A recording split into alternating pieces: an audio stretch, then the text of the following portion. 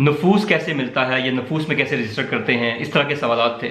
आप ये करवा तो लेंगे, नफूस पे एड्रेस रजिस्टर्ड हो जाएगा, लेकिन कल को आपके लिए प्रॉब्लम हो सकती है। तो इसका मतलब है कि जिसका एड्रेस आपने यूज किया हुआ है उस पे कोई भी अमाउंट ड्यू है उस बंदे पे।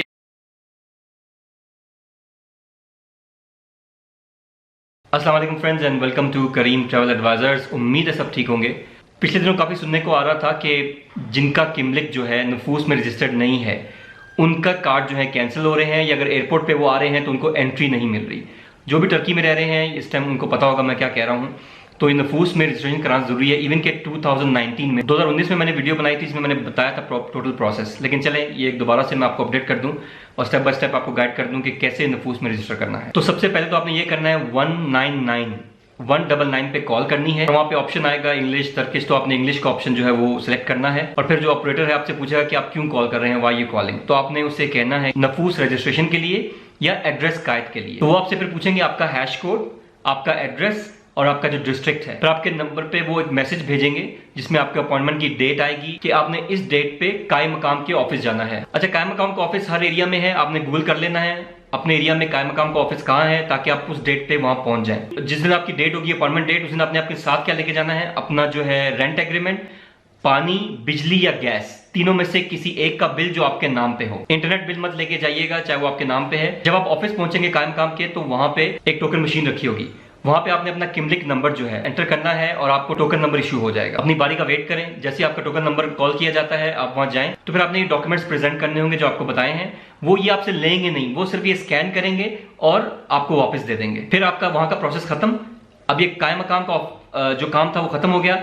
अब वहां से आपने आना है मुख्तार के ऑफिस। ये भी आप गूगल पे आप जारी बात सर्च करके रखेंगे कि आपके एरिया में मुख्तार का ऑफिस कहाँ है। अब मुख्तार के ऑफिस आएंगे तो किमलिक नंबर बताएंगे, तो आपको फिर नफूस का एक पेपर है वो आपको दे देंगे प्रिंट करके। आप उन्हें कहेंगे कि मैं नफूस का पेपर चाहिए तो आपको प्रिंट आउट करके दे देंगे। तो ये सिंपल प्रोसीजर था नफूस हासिल करने का और किमलिक, अपनी किमलिक को नफूस यानी बेसिकली एक एड्रेस पे रजिस्टर करने का।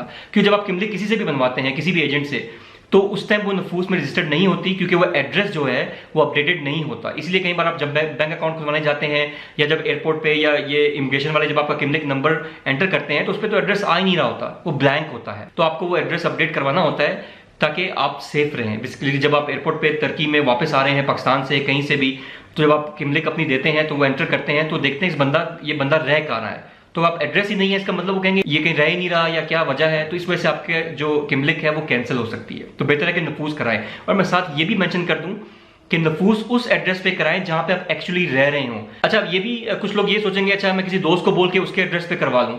आप ये करवा तो लेंगे, नफूस पे एड्रेस रजिस्टर्ड हो जाएगा, लेकिन कल को आपके लिए प्रॉब्लम हो सकती है। जैसा कि मिसाल के तौर पे आप एयरपोर्ट से एग्जिट हो रहे हैं टर्की से, जब आपको किमलिक नंबर एंटर करेंगे तो अगर उस पे कोई उस एड्रेस पे कोई बैलेंस है, बिजली का बिल बाकी है या कोई गैस का या कोई भी ड्यू है, कोई भी चार्जेस आपके ड्यू है उस एड्रेस पे, आपको एग्जिट नहीं करेंगे जब तक कि आप वो पे नहीं कर देते। तो इसका मतलब है जिसका एड्रेस आपने यूज किया हुआ है उस पे कोई भी अमाउंट ड्यू है उस बंदे पे, आपका क्योंकि नाम भी उसी कॉन्ट्रैक्ट पे है और आपकी जो किमलिक है उसी एड्रेस पे रजिस्टर्ड है, तो ये प्रॉब्लम आपके लिए भी आ सकती है। तो आप सबको मैं ब्रदराना एडवाइस ये दूंगा कि आप हमेशा उस एड्रेस को रजिस्टर करें जिस पे आप खुद रह रहे हो। किसी और के एड्रेस पे कभी अपना नफूस मत करवाएं, ये कल को आपके लिए प्रॉब्लम भी क्रिएट हो सकता है। क्योंकि तुर्की में हर चीज कंप्यूटराइज्ड है, वो किमलिक नंबर डालते हैं और आपका हर चीज सामने आ जाती है। मेक श्योर कि आप वो एड्रेस रजिस्टर करवाएं जिस पे आप खुद रह रहे हो। और जैसे ही आप एड्रेस चेंज करते हैं, मिसाल के तौर पे आप बेलक दुजू में रह रहे थे और बेसिक ताज शिफ्ट हो गए हैं, तो उसी टाइम अपने कायम मकाम के ऑफिस में जाकर मुख्तार के ऑफिस में जाके अपना एड्रेस अपडेट करवा लें।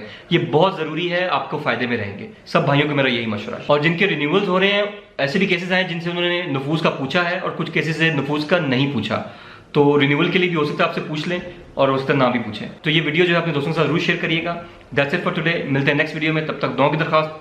करीम ट्रैवल एडवाइजर्स का आपको सलाम, अल्लाह हाफिज़। आप सबसे रिक्वेस्ट जरूर करूंगा कि मेरा जो न्यू चैनल है वो सब्सक्राइब कर लें। साथ साथ इस चैनल को अगर आपने सब्सक्राइब नहीं किया हुआ करीम ट्रैवल एडवाइजर्स वाले को, तो इसको भी सब्सक्राइब कर लें और बेल का बटन दोनों चैनल्स के लिए आप दबा दीजिएगा ताकि जो मेरे आने वाली न्यू वीडियोस हैं उनका आपको पता चलता रहे और आप वो देख के और शेयर भी करते रहें।